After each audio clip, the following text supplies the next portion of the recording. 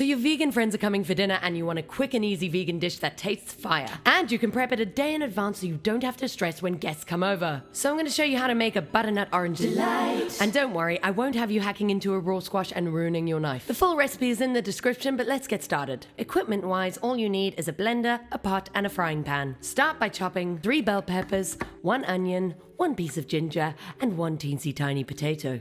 Now don't panic too much about the chopping, it's all going to go in the blender anyway. And you could just toss it in there whole, but that's going to take longer, so maybe don't do that. You're just going to chop up as much garlic as you can handle and set that aside, which is going to go in there with some macadamia nuts a little bit later. Now throw the whole butternut squash in the oven at 400F, 200C for 1 hour. Now let's get cooking. Throw some olive oil in the pan with bell peppers, onions, ginger, and your teensy tiny potato and put it on a medium heat.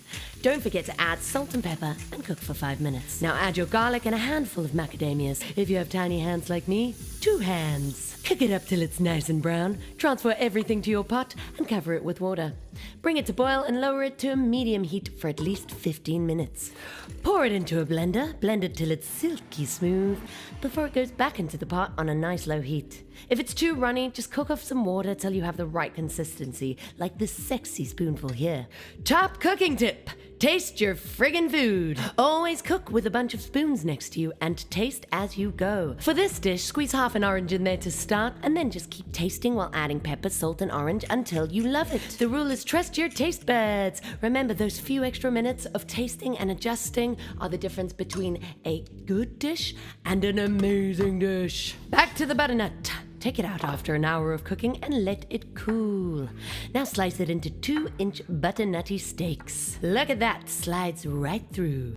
Now you gotta peel that squash.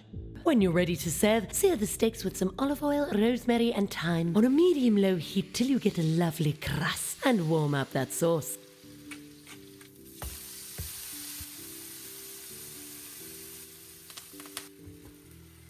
Now all that's left is to put it on a plate and make it look fancy, schmancy, and delicious. And make sure to add a little crunchy on top. The pistachios make for a wonderful addition to the flavor profile here. Now you can serve this with any side you like. I personally recommend basmati rice, but you do you, boo. And all that's left now is to enjoy. And of course, like and subscribe to my channel and comment with any recipes you want to see.